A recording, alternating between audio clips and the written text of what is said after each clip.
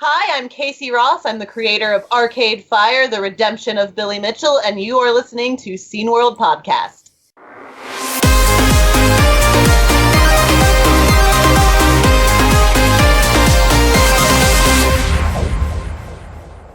Hey everybody, it's the Scene World Podcast. That guy over there is Jurg, and I am AJ, and I'm not in my normal spot because I am on adventures right now. Right. We'll be back to normal soon, hopefully. Good. Yeah. So who will we be talking to today? Today we're talking to Benjamin Duvienne from, he is the CEO and founder of Piepacker. Exactly. Yes. Benjamin Duvienne. Yes. And yeah, which is? It's an online gaming platform, similar to, we spoke with Antstream a while back, and it's similar in style to that, except that it also incorporates multiple players and web video conferencing, web cameras, and I sound like an old person. The web cameras and yeah, telephones. I mean, the main difference is that Endstream is actually streaming it live, and what Piepacker is doing is they are uploading it to the cloud for each user. So it is in the nearest location to them living. That means that neither of the people, despite where you live, is experiencing a delay. And actually, Jay and I, we were trying it out in the beta, and I had no delay on my side. Yeah, no, I didn't either. There are some news. Yes. Before we go to that, do you want to start? Sure. I have two bits here. One is there's a new product called the SID Kick, which emulates. It's a drop-in replacement for the SID. Again, another one, yes. It emulates two SIDs, 6581 and or 8580, and a sound expander, which is the OPL FM YAM stuff. And it's based on ReSID. So So actually three chips in one. Yes, exactly. So you can have, the second SID address at a bunch of different places, and then the FM YAM support, which may come in handy if we ever manage to get it into our outfit. Well, I mean that is why I'm editing all the podcast stuff, so you can get the time for it. Right. I hope you will. It also has paddle and mouse support, which a lot of the many clones don't. Yeah. Right. So there's actually, it looks really cool, and it's there's the output is either via connectors, which you get stereo sound then, or through the main board, which is just mono stream, which is similar to what the SID Effects does. So that's there. I don't know if it's available to purchase or if you have to build your own. Doesn't it say it on the source? No, it doesn't. Yeah, I'm getting it from okay, there it is. It's a GitHub page. And it says the first complete SID drop-in replacement you can build yourself. So it looks like it's not something that they're offering to sell right now, but it is something that you can build and put in. But there are companies like PCBWay where you can actually send all the instructions to them, and they would do it if you tell them to. And I guarantee it's only a matter of time before somebody like C64 Forever or something like that. You mean like all the SwinSID clones? Yes, yeah, right. Well, the plans are on the market. It's kind of open source here, so it's only a matter of time before somebody starts putting them together and selling them. The same thing with the Raspberry Pi, the Pi 1541.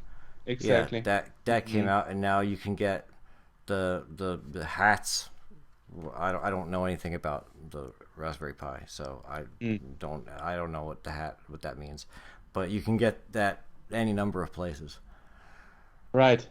Well, nice. So, news from our former guest Pedro Planas from Venezuela.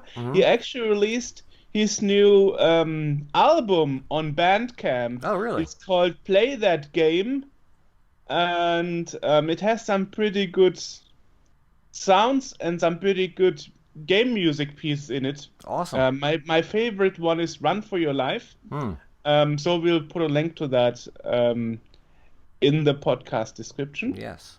Very cool. In the video down there. And well, other bits of news is the Petsky fighting game Monstro Giganto has been released, and despite it has been released 2 weeks ago already, the first 2 batches already sold out. And now the third batch is for pre-order to be dispatched middle of May. So, my God. And actually, it's only available on cartridge because it's having so much digital samples for speech that is actually live streaming from the cartridge, constantly data while you play. Dang. So it's more like you're playing an interactive movie or something, because it's constantly streaming data. I got a question for you. Right. Do you which do you prefer, disc-based games or cartridge-based games?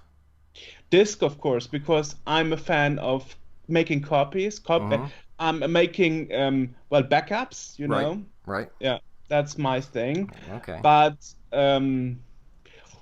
some games I also have on cartridge, because some games you can only get on cartridge. Right. I was always a fan of disc-based games myself, because I always felt that there was more room to expand. Like, you could have a bigger game on discs because there was more room on the disc. That's actually not true anymore. I know, not anymore. I know. But actually, and even back then, many games were done on cartridge because there was more space available than on disc. Right. For example, the Ocean release of Double Dragon was only a cartridge release. And also another one was Toki, that arcade jump'n'run was also released only on cartridge because they would have enough space for the music playing while the game plays. And another one would be Hugo, which was a TV show actually in many places around the world, and that was also released on cartridge only because they had digital samples playing, and the loading time, because of the size of the samples were so big, they decided to only release on cartridge. Well, how there big are cracks for that, actually. There are cracks for all those games, but all games except the Hugo cracks, they constantly load data from the disc, so there are always interruptions of a few seconds during gameplay. Yes, yeah. So and how much space is on a cartridge normally? That really depends on how much ROM you put it in. You know, of course, back then RAM was expensive, ROM memory was expensive, so they didn't put so much on it. Well, and you know, with bank switching, you can't access more than 64K at a time anyway. I know, but yeah, it was more a price issue, I guess. Right. And I'm pretty sure that Monstro Giganto must have a giganto amount of memory for all those speech samples. I mean, there are constantly speech samples, and they even have stories for all fighters where they constantly tell in a digital sample voice, you know, the storyteller, how the character came into place and stuff, like Street Fighter. Right. Well, also every character has a story. I mean, on the other side, they saved a lot on resources for not using a pixel graphic, but PETSCII graphic. Yeah, because the charge is already memory, it doesn't occupy memory as much if you don't have pixel graphics. So I guess they use that for their advantage. But that opens up a whole new level in that it's a lot harder kind of to animate a character graphic thing than it is just to move a sprite. Right, but they did it quite well in the game from what I saw in the trailer. Yeah, and it's definitely a game I will definitely pick up myself. Right. Anyway, so well, the other news also, we got people complaining that our contact form on the homepage is broken. We got that fixed now, so now people can use our contact form again. That's what I wanted to share also. Okay. And yeah, well, you said you have another piece of news. So what's the second piece of news? Yeah, there's a Matchich. I don't know how to. Oh God, we're having a terrible time with names today. Well, you did it quite nice on our French guest. With Matchich Witkawiak. I'm sure I said that wrong. I'm certain. I'm so sorry to whoever to the person whose name I just murdered. But he's written a program to let you mine Bitcoin on the C64. Oh, I saw that. Yes. But it takes like 50 years or something. Well, and this is this. I ended up falling down a rabbit hole because I don't know anything about Bitcoin mining or anything like this. And I saw this bit of news and I was like, well, what's the how does this all work? And I fell down the rabbit hole of like there's dedicated machines that use like custom chips just to do this, and like this they're doing billions and billions of hashes or trillions even per second, and the C64 can do 0.2 per second. So yeah, you're gonna you might mine 1 Bitcoin in 65,000 years or something with the C64. It's more of a novelty proof of concept, But it is a thing that if you really want to, if you've got a farm of C64s and electricity to spare, I guess you can set them to work and hope you get you manage to, because the actual process of mining a Bitcoin is also largely luck. From what I discovered, I know. Yeah. It's partially being able to process the 1 megabyte of data, but then also has to be lucky enough to be the first to actually solve some mathematical problem, and that's down to dumb luck. And your odds of doing that are greater on a machine that can do more of the stuff quickly. Right. But I guess if you're super lucky, then your C64 might manage to do that randomly on the first try. Yeah, so before we jump to our guest, actually during the interview, he actually offered that exclusively to our listeners, there will be some beta accesses to the game. So they didn't do a disclosure how much we will get.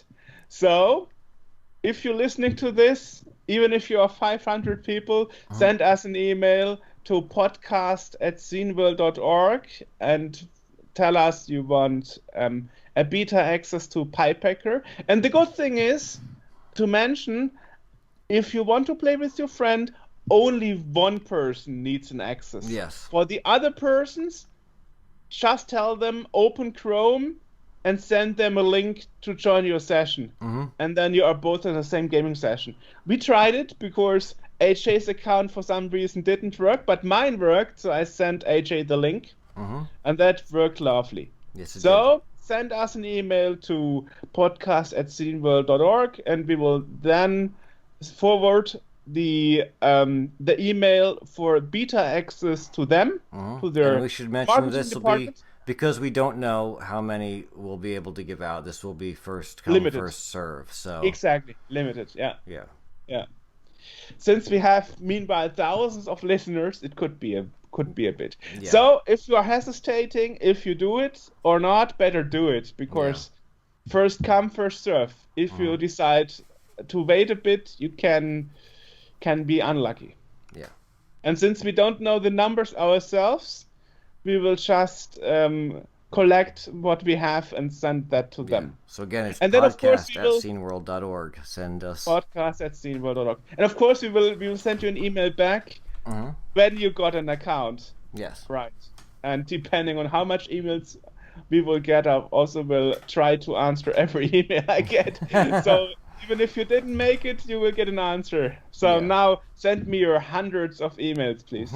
Okay, that's it. So guys, hope you enjoyed the interview. Yes. See ya! So today we are talking to another guest, and this time it's Benjamin Dubin from Piepacker in France. And you are actually starting a Kickstarter tomorrow after we recorded this today. And I would say it's, as I understood, it's a retro project, where you can play with your friends online your retro games in a browser, basically. This is exactly this. So it's basically a platform that allows you to play retro games. So, like your usual emulators, but the main differentiator is that you can play this over the internet with your friends, which is, more fun.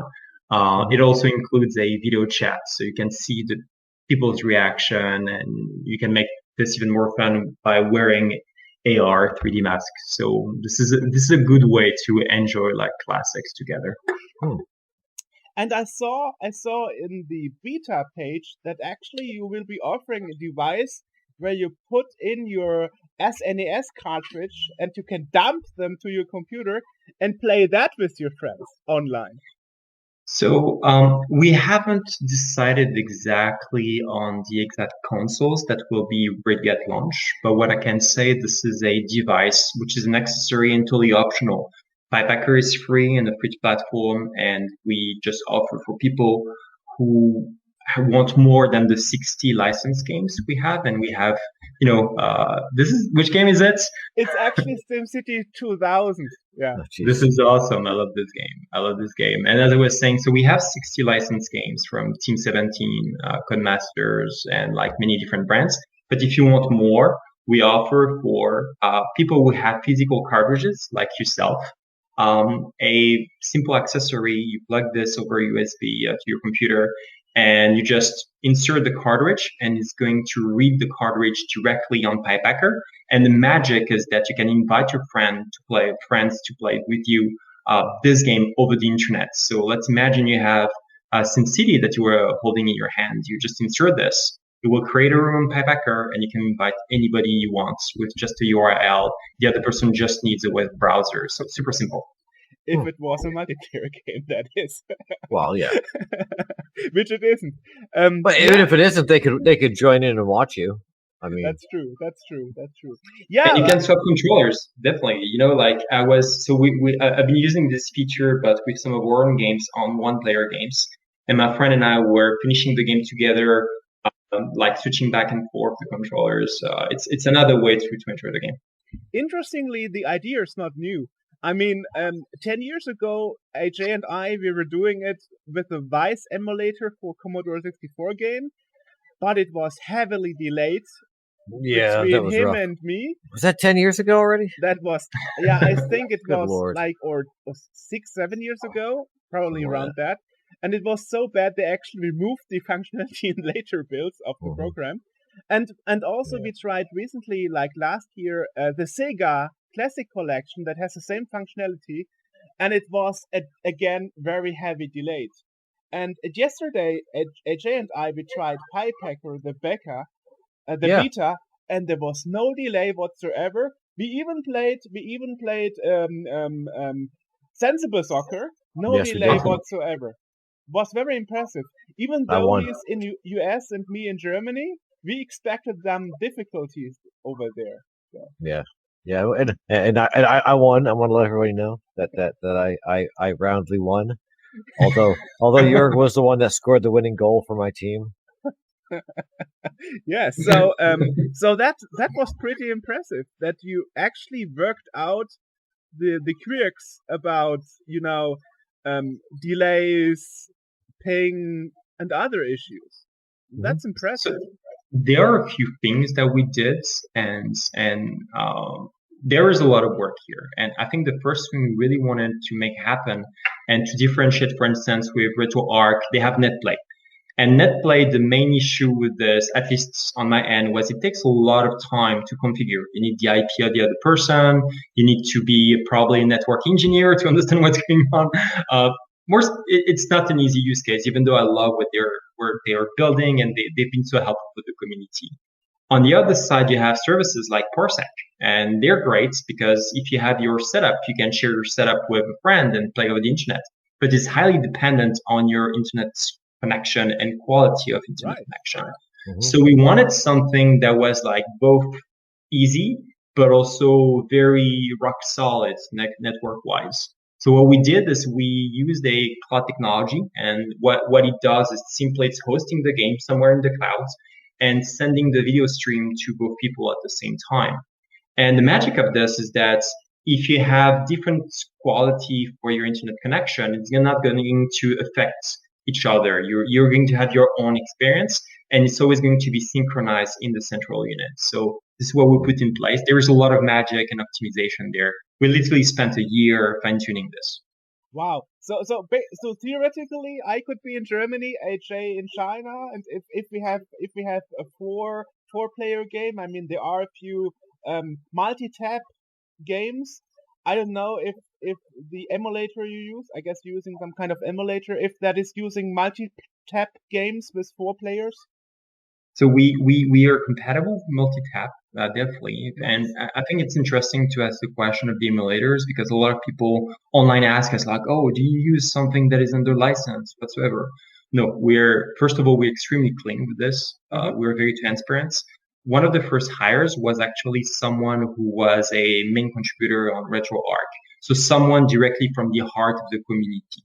So we really want to make sure that, every emulator, first of all, it's custom built, it's custom fine-tuned. When it's open source, we contribute back to the community and share our code. Like if a competitor wants to use our work, it's definitely possible. And I think this is fair game because we've used some, stuff that was open source for some of the emulators. Other emulators, we went hard. And like when I say we went hard, we hired some world experts.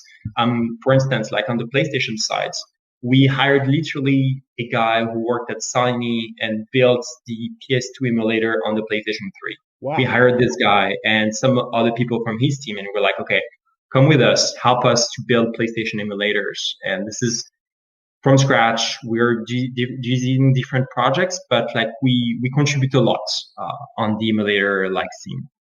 Here's a question. I mean, we had interview earlier with a service called Endstream that are actually streaming, and they don't offer multiplayer because they are actually streaming live. They are not putting it on the cloud like you do, but still they have this issue that really drives me crazy, that games are playing in the wrong speed.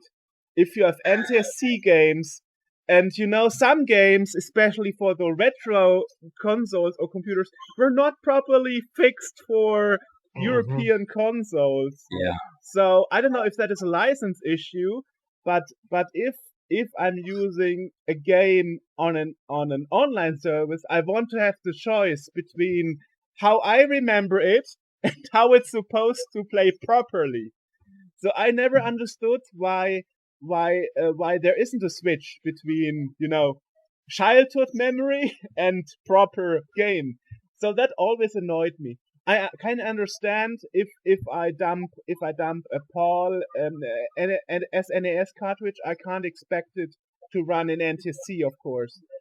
So if the game is badly programmed for PAL, it will run badly because I dumped that. But how is it for the licensed games? Did you think about that? Or is that something you didn't pay attention to? Because that really drives me crazy. And I think if I pay money for a service, I want it to be perfect. That's at least my perspective. That's a good view. Actually, we went deeper than this. There are a lot of other issues. Like, for instance, a lot of the games were accounting for a screen size correction. And for instance, if you play like the Genesis Mini or Mega Drive Mini, you see that you can opt between like pixel perfect or 4x30.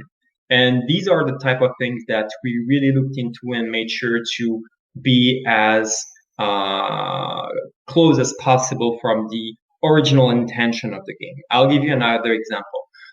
We work with Morphcat Studio, and they do Micromages. It's an amazing platform of games, 4-player games on NES that was built in 2019 by a French and a German guy. I really recommend you guys to try it. It's on Piepacker. We initially started to emulate the game, and with what we thought were the right colors.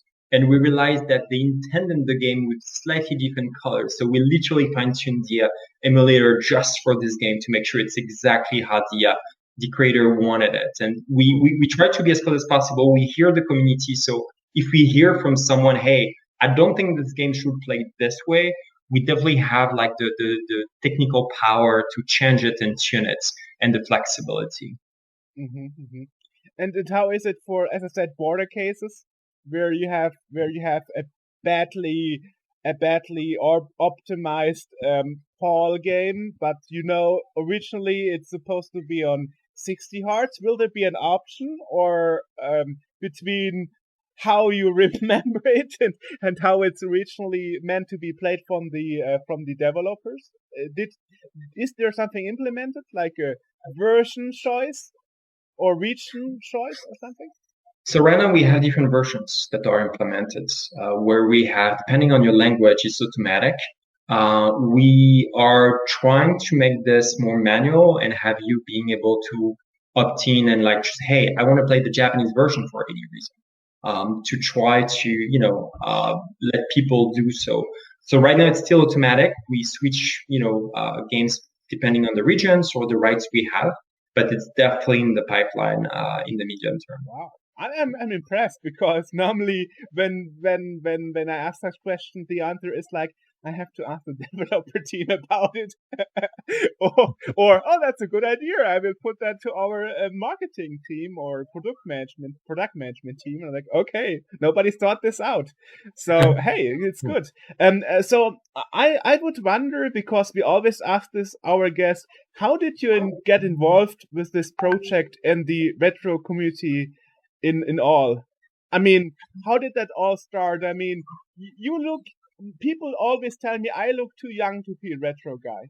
And I would guess you are probably younger than the two of us. So how did you get involved in that? So is your question specifically, why do I like retro games, or how do I get in the gaming industry and doing Piepacker? Both, actually, both. Oh, okay. I can start maybe with like a little bit of context on how I happened to be sitting on this chair talking to you and running this company. I've been working in the game industry for a while, and surprise, surprise, for someone with a gaming startup, I work for, your classic companies, for EA, Ubisoft, and Gameloft, and I was more on the data science side, and actually created the data science department at Gameloft. It was a lot of fun because, it's probably going to reveal a little bit my age, but I started to work in this industry before freemium was a thing. And we were moving from the payment model to the premium model. And to do so, we needed data, and nobody had no idea how to make a freemium game, nor what was a data scientist. So it was a lot of discovery and self-discovery, like growing a large data science team and scaling this at the scale of like a company like Gameloft, which is like thousands of employees. We're very successful with this. And then I moved to Facebook, where I was the head of analytics. So I was running a lot of different teams, doing like enhanced media, so live video, Facebook Watch, and different like related projects to this. It was a lot of fun. It was also a very interesting process to work outside of the gaming industry for like a year and a half. And I was like, I miss this too much. I belong to this industry. I belong to gaming. So I had this opportunity. I was chatting with a bunch of friends at Twitch, and they were like, dude, like, just come over to Twitch. It's going to be fun. I was like, yeah, do you have a job for me? And the answer was like, not really, but we can create one. So I joined into it without knowing exactly what was my job or title, and ended up doing, R&D for machine learning and like doing research there, which was great. I've been like super involved with the different universities. I've been teaching at the University of Montreal in video game schools. I even taught at the MIT, and like for me, it was just cool to have this kind of like hybrid job where I was doing both research and a real work that is earning money, not like actual research in universities. No offense, I love you guys. And I was doing this, and then Jules, who's my co-founder, who is not here today, and I started to, tinker with different projects. And one of the idea we had, and it's actually funny how we had it, we were in this kind of like Mongolian hot pot restaurant, and we were very lively, to stay polite, and started to iterate around ideas. And one of the ideas we had was like, hey, do you think we can build a cloud technology that will be, much more cost efficient than any like other cloud technology? So we started to dribble on paper formulas and concept and different stuff. We go back home. The next day I wake up a little bit hangover, and I start to look at my notes, and actually it makes sense. And Piepacker was actually not a gaming company. It was a technology company. We built the first iteration of this, which was, cloud computing processes that was literally 7 times cheaper than Amazon AWS or Google Clouds, because we're using some machine learning, some very clever engineering tricks. And we had the cool technology, but we didn't have a use case. And we're like, okay, what do we do with this? And we're huge nerds, like huge nerds. And we're like, okay, let's run video games on this. It looks very powerful. I'm sure it can handle it. So we start running emulators on this, and we start running 1, 2, 3, and we end up like running 1,000 emulators on the server. And we're like, well, it can handle so many sessions at the same time. And look at the conception; it's nothing. So we decided, okay, let's build a company out of this. And what's funny is that we bought the domain name Piepacker before Piepacker was a gaming company. We bought this because the technology we used was basically called packing on the servers, and the small units we will pack were called pies by ourselves. So we bought Piepackers, but at the time when we started Piepacker, we're like, okay, it's just going to be a 2-month project. It's never going to work. But here we are, like a year and a half and a few millions of investment later, like with this goofy name, and now the company forced to have this in their resume. So I would say that we got into Piepacker accidentally. And what's even more funny is that we didn't even have the idea of Piepacker. What happened is people misused our product. We built the first version of Piepacker that was literally an emulator and running on a cloud service, very much like Endstream. And we're like, well, this is cool, but why will people use this? I mean, there is piracy available. Why would they pay money to use Piepacker if they had the exact same thing for free and probably better? And we needed to find something that was different. We're like, you know what? Nobody's doing like proper multiplayer over the internet. Let's do this. So we start to bootstrap something quickly, and we send this to our friends and family. We're like, hey guys, we built this thing. Can you try to play with your friend? It's like an emulator. We packed a few games on this, and we asked them, please record your screen so we understand how you use the product and we can collect data. And 2 weeks after, they sent us back the videos. And Jules and I are very puzzled because we built this for gamers, and we were like, okay, so the intention is to play the video games. But nobody understood this, like literally nobody.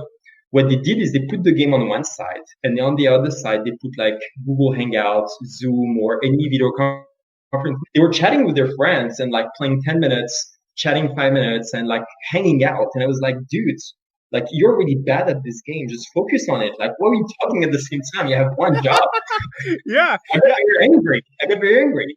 And this is the moment where like, God, this is a new use case. Like people just want to hang out around a game. Like they will do couch gaming. And this was kind of like the genesis and why we started to invest more in retro games. I'll probably pause here because this is already a long answer to your short question. I remember AJ and I, because he has a Mac, my primary platform is a PC, and we were both trying for years to find a solution that we both can, over the internet, play retro games. And for many years, AJ and I, we found no solution whatsoever. Then, after a few years, there were solutions, but they were all horrible, technically wise. All horrible. I mean, there was not a single solution that would always work. Mm-hmm. You know, or ever work in many cases. Or ever work. Yeah, I remember we were trying on Y64. We were trying summer games, and it instantly crashed the emulator. Yeah. Like, wow, wonderful. You know. As we stream, it's like, we're streaming it. It's like crash. Wow. Try it again. Crash. And the funniest thing is that this stream was actually loved by our people, and they were like, "You are crazy, making a stream show based on an alpha function of an emulator that is so crippled that it's constantly crashing." So we saw there was a need for that, and then a few years later, Sega came with their classic collection, and it worked better, but there was a huge delay, and the game would freeze every couple of seconds. And so I'm very happy that finally there is a company, a project that is actually bring a solution to there, and that's totally something I would sign up for. You know, Awesome. I don't need a service that streams retro games because I have them in person. You know, you can see behind me my PC games collection. It looks awesome. For DOS, and so I can play it. I can play it myself, but with friends online abroad, especially now in the pandemic. Yes, that's like gold. That's like gold. You know. And actually we were actually doing what you explained. We were running Skype, and then we were running Piepacker, and suddenly like, wow, there's an echo. Oh, there is a second video. Oh, Piepacker has picked up the microphone and the webcam. Oh, we can put our Skype call on hold. So it was totally working. It was like, oh my god, there was no setup whatsoever. I just sent him the link and it worked instantly. And that was like, wow. The only requirement I saw was that it requires the Chrome browser. But since you can use the Chrome browser on Mac, on Linux, and on Windows, it's like the perfect solution that works on all platforms. Yeah, amazing. Just a few words about this for the Chrome browser and why we went for this. It's actually a technical limitation of Firefox, and they don't handle WebRTC the same way Google Chrome does. So we really hope they do an update because we really want to support Firefox. We're going to try workarounds or just a local app or something, but we would love to port this to more browsers. Yeah, but it's very impressive. So you really started out pretty much. And it was like, wow, this is just a beta, and it's working so flawless already. Yeah, it's impressive. Because normally NJ and I, when we try such solutions, we are like, oh come on, let's meet an hour early so we can figure out everything that doesn't work before we actually go and stream it live or record it for later release. But this time was like, okay, 5 minutes, done. Set up, everything worked. Awesome. Did you try the 3D masks? Nope. No, we didn't. You missed the fun. You missed the fun. So you have a tab with masks, and you can wear them, and they are a few awesome one. I can maybe share my screen if you'd like, and I can show if you want live. Sure. Let's do this. As long as it's displayed, it's all recorded here. So. Okay, that's awesome. I never shared the screen on Google Meet, but that's a new one. Oh, there it is. This is, by the way, Piepacker, like for people who haven't discovered this yet. So very, simple UI where you can go around, pick the game, very much like Netflix. Let's go on Macromages. When you click and select one of the games, the room is going to load. So you have some Piepacker employee plugging wires in the cloud. In the meantime, you can just look at the keyboard hints or, gamepad hints. So here you can see like how to play the game in info. And this is ready. I can click on this, the game starts, and I can very much invite my friends here. And I'm going to show the mask. So if I want to feel, goofy with my friends, I can just like pick one of the masks, and it's going to load in a few seconds on my face. So then I can, play and show this to my friends. So let's see. There we go. It's loaded. So now I can go back here. And, when I open my mouth, this is actually the seagull opening the mouth. And I just can go around and do my stuff. And this is really cool while playing. First of all, if I don't want to see show my face, or if I just want, have this kind of psychological impact on the other guy, so he feels very confused about what's going on here. This can also be a trick. Right. So yeah, this is pretty much Piepacker and like the experience. And then, if you want to invite your friend, you copy this. And I'm going to do something extremely sad. I'm going to invite myself. If you have no friends, it's like Mr. Bean sending his own Christmas cards. Yeah. You can pretend to join the other room. So I received the link. I just click on this, and there is echo now. So, with myself. Very sad. And actually, as we see it on the screen, I was impressed. I mean, Jane, we played it yesterday. Before you left, I wanted to say, there's one thing that we found impressive, at least me. You got licenses for new games for the old consoles. And you know what? We're going like further than this. So, like one of my childhood dreams is like, I want to make my own games. And, I worked on games before. I'm actually credited on over 20 games. But it was, as part of a big corporation. And I had like this kind of like teeny impact on each of the game. And very often it was about like the data tracking or some AI stuff.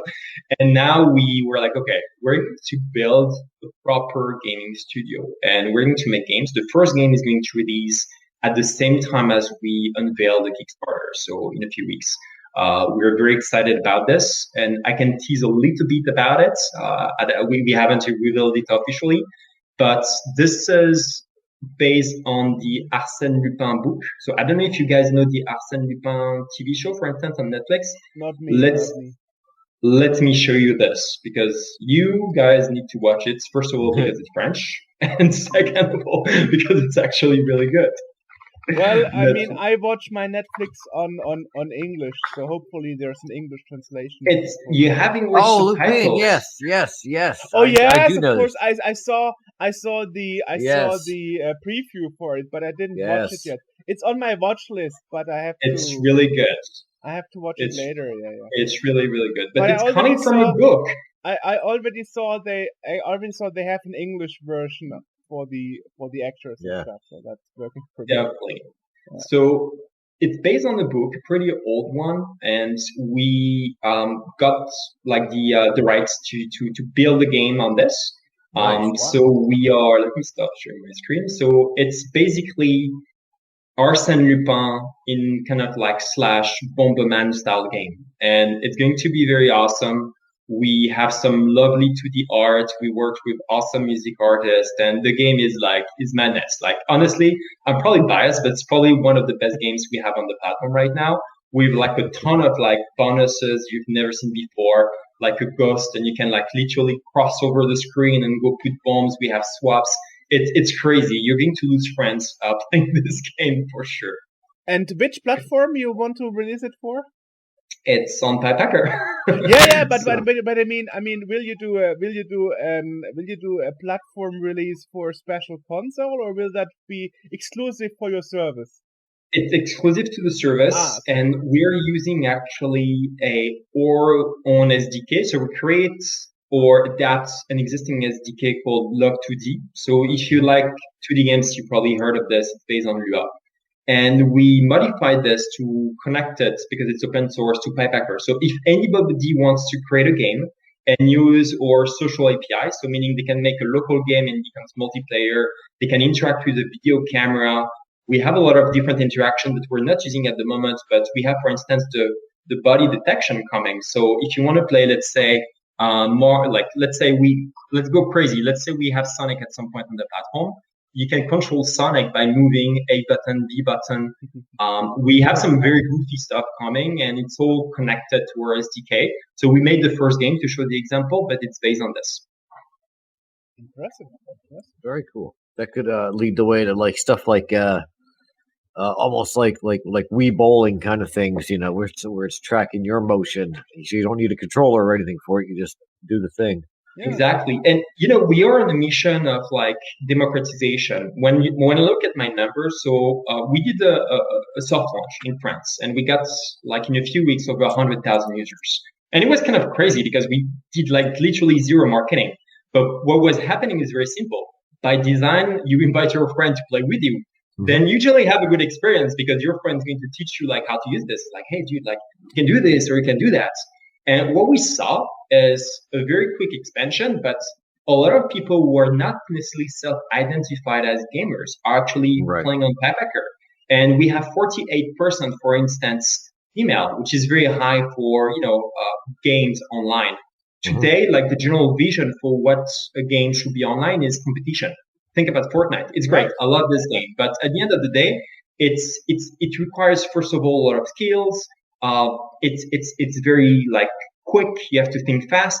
And it's kind of a very masculine approach of what should be online multiplayer. I don't like this personally. I prefer something that is softer, based on cooperation, fun, and just to have a good time with my friends.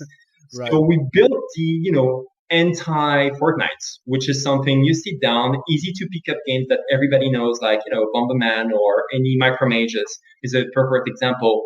And you can play, have fun, and don't necessarily, you know, compete and talk about the other person's mother that you know very well. So this kind of stuff that you find generally on Fortnite. Yeah. It's impressive. It is. Yeah, so let us ask a bit about the business side. So what I found is that you can invite your friends with a link. So that means that only one person needs to be signed up to that service to use it, obviously. So we're free. So all of you guys can be signing up. So like, it's freemium. It's like it's totally freemium, and you know, like I think this is the right call. And this was kind of funny when we arrived on this market. Endstream was already here. And their business model was premium, and they probably saw we have a quick growth. So we're like, hey, let's be freemium too, which is cool. I'm glad I could help them in this regard. So the freemium side is you know clear for us. We're competing not with any company out there. We're competing with piracy. So this is very similar to the music industry back in the 2000s. You know, when we or friends, because we were like, well, people, we will not download games on like music on Napster and these other services, of course. But you know, like piracy in the music industry was not destroyed by copyright like infringement or you know more laws or you know premium services. They were this was destroyed because of a better service, like Spotify, for instance, and we had to think this way. We are in the exact same position. And when I approach, you know, Sega, when I approach like Codemaster, Team 17, I talk about how we help them to fight back piracy because we're free, because the entire service is designed to attract these users that didn't have any other choice or better choices than to use these kind of shady websites to run games illegally. And we can do better than this. Here's the thing. Here's the thing. If it's free, why do you start a Kickstarter tomorrow? I mean, you must need some funds in a way. I mean, you're not starting the Kickstarter for fun. There must be a reason behind it. So our company is very well backed by funds, and we're actually a YC company. So I don't know if you have heard of Y Combinator before. But this is the same VC firm that started Airbnb, Twitch, Dropbox, Stripe, small companies. And they decided to believe in us and to invest in us. And they really helped us along the way. We also got funds from other very large VC firms. The reason why we go for this Kickstarter is twofold. First of all, we wanted to do something for the community that was unique. And we decided to build this new hardware, which is called the Pi Reader. And Kickstarter is a perfect occasion to distribute a new cool product. And we almost don't make any money on this product. We like literally try to make it as cheap as we possibly can so people can enjoy it. And this is for us also, we were just soft launched in France, and this Kickstarter is a good opportunity to be a marketing catalyst and really prepared for the worldwide launch, which is happening just right after the Kickstarter. So for us, it was like, the perfect time and perfect, vehicle for us to be like, hey, we built this experience. We tested it with over 100,000 people. Now we're ready for the world. And this was the right starting point for us. And now there are countries that are always neglected. For example, South Africa. When I look Twitch streamers playing games in South Africa, they are always very pissed because their nearest server is on Europe, and they always have a 150 millisecond ping. So and with this retro project, you also have customers like in Brazil, where there is a huge retro market, and even games that were not released anywhere else. We know this because we did an interview with the former CEO of Tectoy, which is the biggest toy company in Brazil, 2 times. So I wonder, will you invest resources on those countries that are not really much welcomed for other services? I mean that will be, I guess, the knockout criterion. Because as you said, you try to make the experience equal for everybody, not depending on where he lives. That also means you have to cover regions of the world that are not so easy to cover in a way. Let me tell you a secret, guys. And you're probably going to be like shocked when I'm going to say this. I don't believe that cloud gaming is ready yet. I don't believe the infrastructure is ready. I think this is a big lie. And, cloud gaming is great when you have a good internet connection. But when your internet connection is average or below average, or you're far from the server, the experience is bad. Mm-hmm. And guess what? Most people in the world, they have a bad internet connection, or they don't have the infrastructure. Like the next big thing in gaming, it's not, Europe, it's not the US, it's not the usual countries. This is Brazil, this is India, this is Africa, this is Southeast Asia. And to go there, you don't only need to have servers, because most of the time they don't even have the infrastructures. They don't have like the way to even have the internet in some like regions. But also in countries like France, there are regions like where I am right now, internet is really not good. So our approach is, we are not a full cloud gaming company. We are actually hybrids. So what we do is we developed a technology that can run locally part of the processes. And your game is going to run on your hardware, and then we're going to stream the inputs with the other users. That requires not gigabytes like a video stream, but kilobytes just for the inputs. And we have this kind of hybrid technology that allows us to be extremely aggressive with these emerging countries, because they deserve the same kind of entertainment we have in countries where the infrastructure is better. And this is extremely important to be there.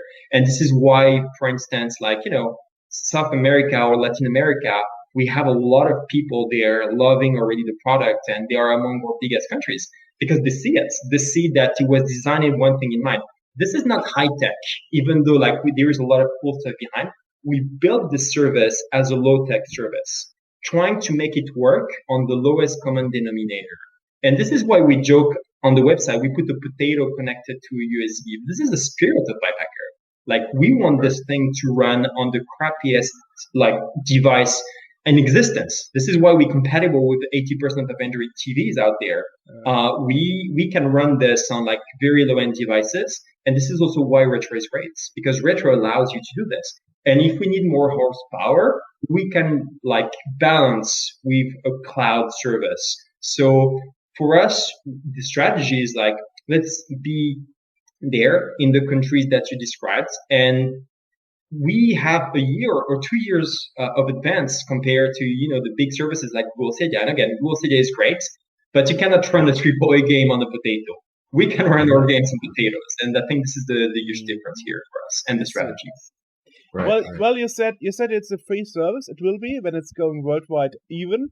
But there must be somehow where you can afford all this, So there must be some business model. I mean, that's the plugin. That's the device for putting your games and stuff on. I thought. Really? Not even. We're not making like much money on this. The business model is very. So when I was working at Facebook, I was also getting the data from Instagram, and one thing that I learned there is the impact of filters, 3D filters on people. It really increases the engagement. People are really, really in love with this kind of enhancements for the video camera. And we sell 3D mask cosmetics. Oh, okay. So what we do is that we license them from the same brands that licenses games, but we also are going to license masks from, anime, manga, movies, comics, whatever, and sell them at a reasonable cost. So if you want an enhance your experience looking like, I don't know, Spider-Man, if we have the license in the future, you'll be able to, and just paying a small fee. So this is the first layer of monetization. And we've done some early tests. It was insane. The traction was really insane enough, for us to not even have to go with advertisement at the moment. We're not even going to bother with this. We're fine with just the 3D mask. The other revenue stream is that, okay, you have the service, you enjoy the 60 games we have already, but you want more. You want to bring your own games, whether physically or digitally, because you can buy ROMs now. For instance, Micromages, they sell their ROMs and solely legit. Some people do have their own ROMs and that they legally own. So we're okay, if you want this feature, we have to do it properly. And this morning, for instance, I was on a call with Sega discussing how we do this to make sure everybody is comfortable with this kind of general idea of what we're bringing here, because it's new stuff. And we give you a personal kind of server where you're going to be able to run your personal games and play them with your friends. So the bring your own game feature is only for premium users. And for premium users, you need a subscription. So, if you want to play for free, discover the platform, go with the free version. If you want some cosmetics, time to time, the 3D mask. But if you want something that is more, advanced, go with the premium subscription and you get a lot of different stuff like the rewind feature, infinite save states, and we'll, put a lot of cool perks in this package. Well, that is why it's called freemium, a mix exactly. between free and premium. And I mean, can we talk about what kind of service model you had in mind, like a subscription, like Netflix? Because you mentioned Netflix a lot of times in this interview, like monthly payments or something. Very much, yeah. That's as simple as this. So the subscription right now, we think about it, and maybe it's going to change in the future. But at the moment, we just won't go with the simple approach, which is, hey, you have a subscription. With this subscription, you unlock all the advanced features, including bringing your own game and the rewind function. You have access in advance to all the new titles before anybody else. Cool stuff you expect from a premium service. And while you're happy, you keep the service that's as simple as this. Wow. Well, so hey, it looks like there's finally a service that has to do with retro that I definitely will subscribe for, Awesome, thank you. I mean, personally, for my opinion, and I would love to get my ass kicked by AJ beating me in retro games and stuff, for real, So I don't have to come to New Jersey anymore to get my ass beaten in person. It's impressive.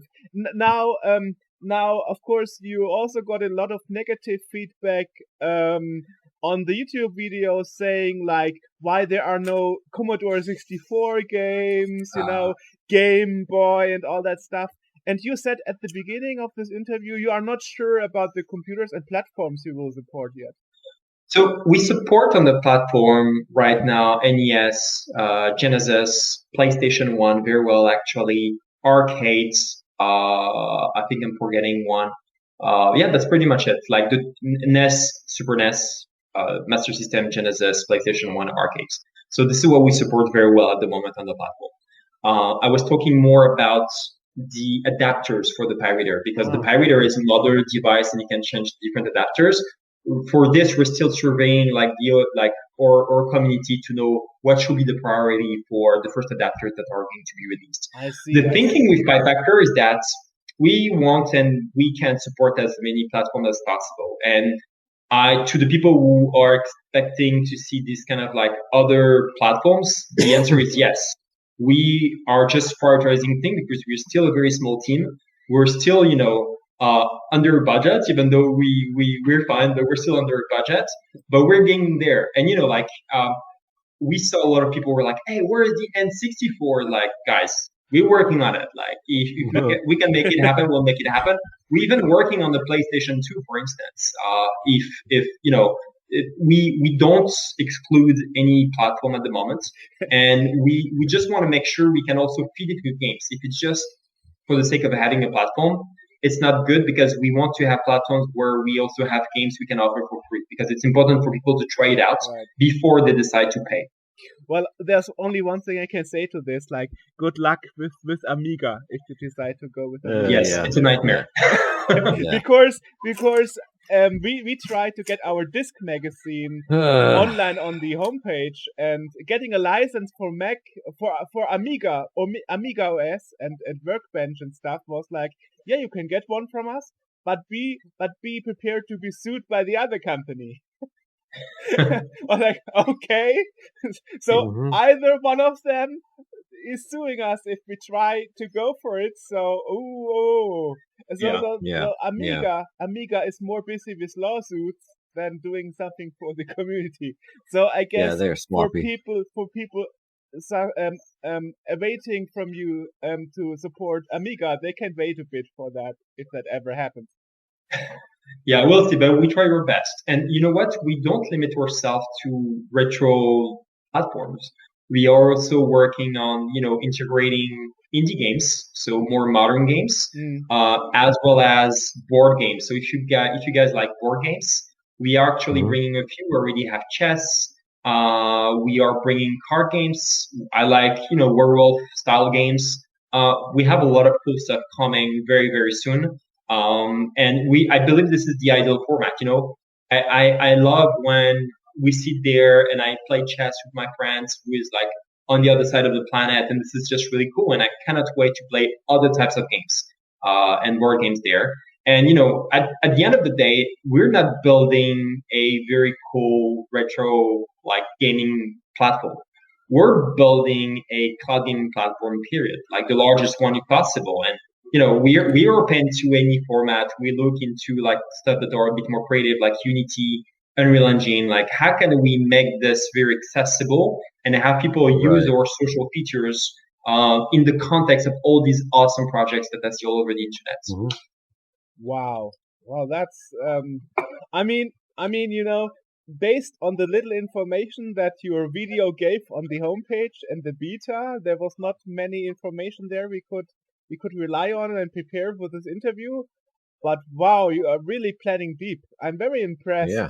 Normally when we do these interviews, there's always something our guest or the company behind it didn't think about, Like the famous NTSC Paul timing issue.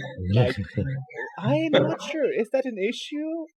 I mean, for me as a gamer, it is an issue, Yeah. As someone who plays a lot of fighting games, it's an issue. Yeah. Like the frame rate is key, and I'm super, into fighting games. So this was one of the first things. I was like, hey guys, did we think of that?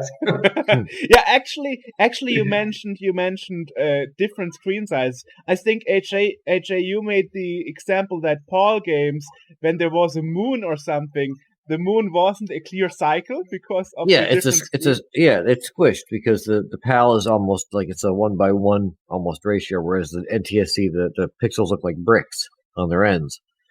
So everything, it drives me nuts when I see a lot of times people record games or just record the screen in a PAL aspect ratio, and it's like, no, that's not what it's supposed to look like. It's the sun Right. is an oval. Like, no.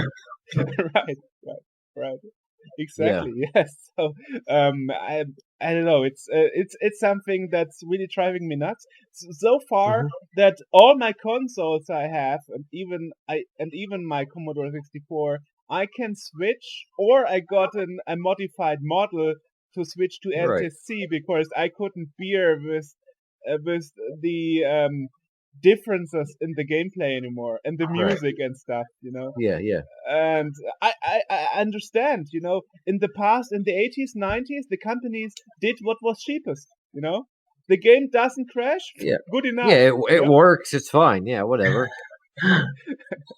So, nice. Yeah. Yeah. So, I don't know if that is a secret, but can you tell us what we can expect in the Kickstarter launching tomorrow? Apart from the adapter. Which, by the time this is out, will have been a couple days. So I don't know when you expect to release this podcast, but next week. I actually okay. So the Kickstarter is on the 20th. I was here like, is on it already 20th? Tomorrow? Really? Yeah, on the 20th. Yeah. But didn't say it on the homepage. We launch on the 6th of April. So we had this like target date, like I think a month ago or a few weeks ago, and we updated it to make sure that we'll have everything ready with the community because we're still working on a lot of cool stuff we want to unveil at the same time. So yeah, it's going to be on the 20th. Sorry if there was any confusion. So that's even better for us. Yeah, exactly. Yeah, this might be out before the Kickstarter is released. That's awesome. So yes, on the 20th, what I can say is that we are going to show a lot of new stuff that were not shown before. So you'll see definitely the Pi Reader in its like kind of like actual form. We'll tell you more about, the roadmap and what to expect and when. We describe a lot of like the cool features you're going to get. And we want to make sure, and by the way, so we are not going to sell most of the things we're going to offer on Kickstarter after the Kickstarter. So there will be a ton of Kickstarter exclusive, like including 3D masks, badges, or even lifetime subscriptions. We will not, or we don't plan at the moment, more precisely, commercialize lifetime subscriptions after the Kickstarter. So it's really cool opportunity, especially when it comes at a discount. We have some really cool early birds like packages. So if you come before the other guys, you'll get like an even better deal. Our goal with this Kickstarter was to say thank you to the community. Like it's good to, of course, like pay our bills and grow as a company. But this Kickstarter was like, hey, let's try to make it as cool as possible for the people who supported us and who have helped us to build the platform. Because, when we build this platform, a lot of the stuff that are here are just the result of like people talking with us, telling us, hey, this part sucks, fix it. And we've done this, like, honestly, if you saw the first iteration of like Piepacker, it was bad. It was bad. I mean, I have to be honest, I was ashamed of it. But we took this to where it was to where it is now. And we're going to continue to improve this. So this Kickstarter is a thank you for us. It's actually interesting because mostly when I look at betas, it's like, it's not finished, and that will change, and this will change, and that will change. And basically what you're telling us is like, we are ready already. It's like easy. There's still a lot of stuff. We're going to change. We actually push 2 updates a week. We're at this rate. We try to work extremely fast with small things, and we A/B test, we iterate. We want to make sure that people get the best experience. And we do a lot of like focus groups. So if you hang out on the Discord, you'll see probably almost every day me sharing links. Hey, someone want to play with me? And I play with people. And sometimes, in the beginning, it didn't go well. Like, your stuff doesn't work. This is like a bad service. And this was the best kind of feedback. And the moment I understood that we started to, have something, it's when people will connect, not to find the bugs, but to beat me because they had a good experience and didn't even care about like the rest. They were like, hey, I'm going to destroy this guy. Oh, I beat the CEO at Piepacker at this game. And the moment where I realized it was even more crazy is when I started to see, so we closed the beta and we started to see people selling online their Piepacker account to other people. And I was like asking the rest of the team, like, are you guys selling accounts to make some money on the side? And everybody was like, no. So we started to investigate, and actually people that were in the beta, they saw that there were a lot of people who were really excited. Like now we have, like, for instance, like 600 people on the Discord, and some were like, hey, do you know where I can find a beta access? Like, and some people were like, yeah, I have some, kid. Like, come, I have some stuff for you. It's fresh. And they were selling this actually much more expensive than we intend to sell it in the future. The scalpers, the scalpers. Yeah. Yeah. But I have to thank them. When our investors saw that, they were like, "Oh my god! Like these guys are the real deal. People there is already a black market for this product." Wow.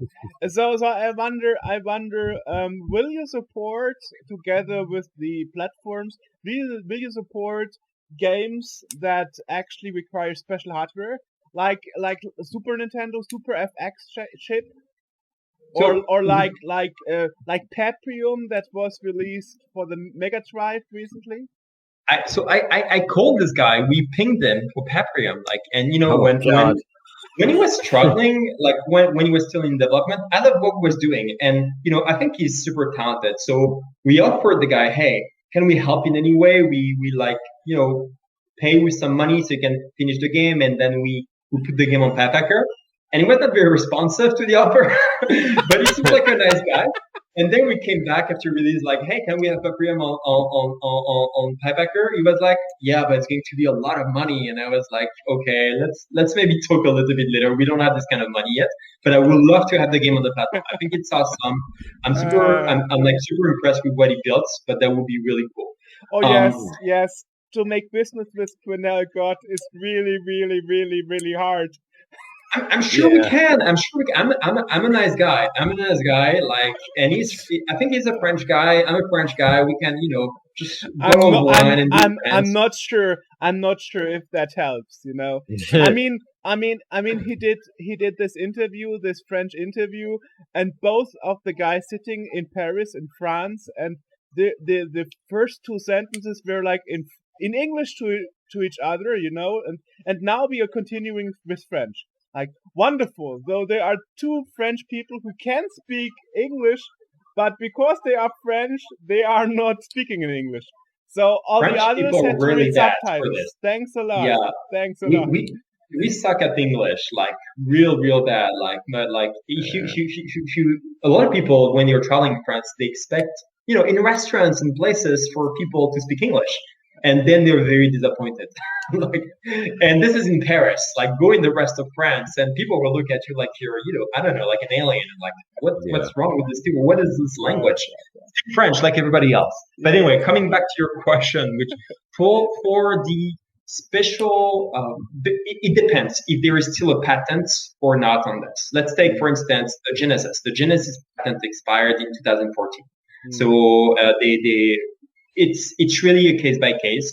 The goal for us is to support as many games as possible. We already have like a few special chips, but when we'll see people fail to load a game, and we cannot test all the possible games because we don't have them right now physically with us, and we just use cartridges to test them.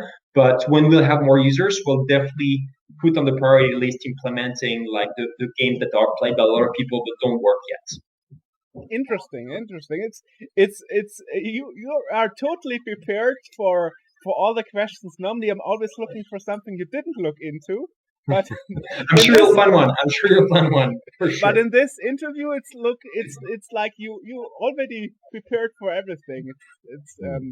It's very. I mean, I know, I don't know how AHA sees it, but when I think about services and company bringing something else to the retro market, there's always something they miss. They miss. Right. Where it's like, why did nobody think about it? And it's always like, just a cash cow. That's basically what it is most of the time, unfortunately. Yeah, but this isn't necessarily just, like you said, it's not retro based. There's retro stuff on there, but that's not what they're going for. Right. Yeah, but that will be the biggest market, I guess. Well, it's potentially. No, I actually don't think so. I think it's a first very good market, and like, to give you a sense of how big this is, when we decided to go with retro games for real, I was not going to make the decision without data. I'm a data scientist, so this is what I do. So what we did is we started to web scrap the internet, and we went on all these shady websites where you can find ROMs, and they display their number of downloads because they want to feel better and they're cool. And we started to web scrap all these websites to get how many times ROMs were downloaded every year. Let's try to guess. Let's see who's going to get the closest. What's your take, AJ? You go first. What was the question again? How many times ROMs are being downloaded every year? How many ROMs are downloaded every year in the world? Roughly, it's in billion. So I help you. It's in billion. Oh, geez, 4 billion. 4 billion. What's your take? I would say 10 billion.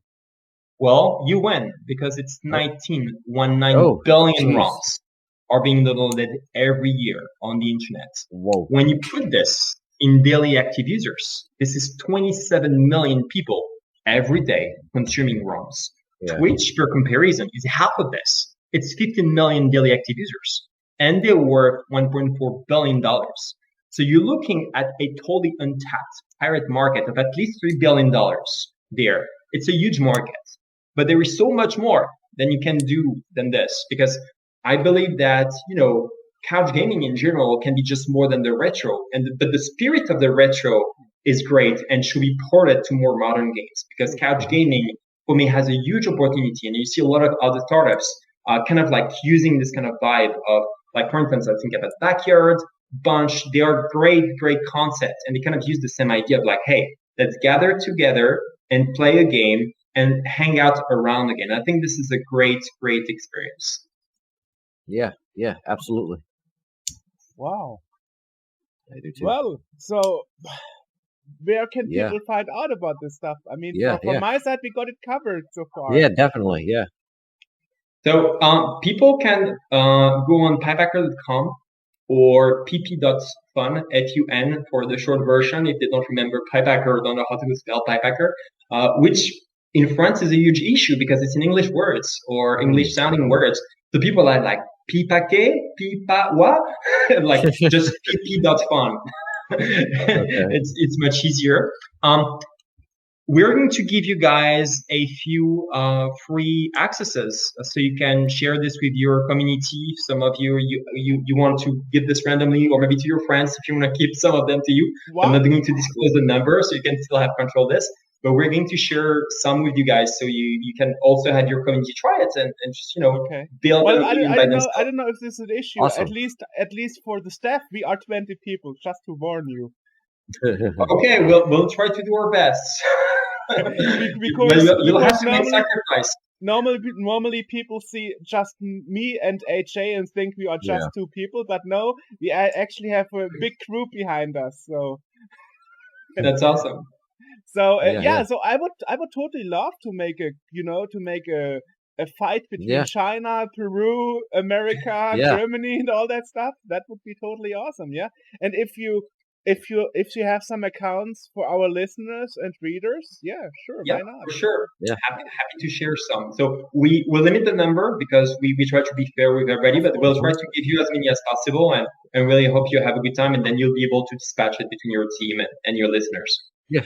Sure, perfect. Yeah, good. And I'm very, very happy to hear that you say the region doesn't matter, because that's normally like, Victor, in Peru there's no server. We can't give you an access because it won't work on your side. I'm sorry, And just to manage expectations, so this is the vision, but right now we're still, like rolling out the service and we go slow. So right now we are mostly based on the servers, but the vision is definitely to switch very quickly for the hybrid solution for these countries.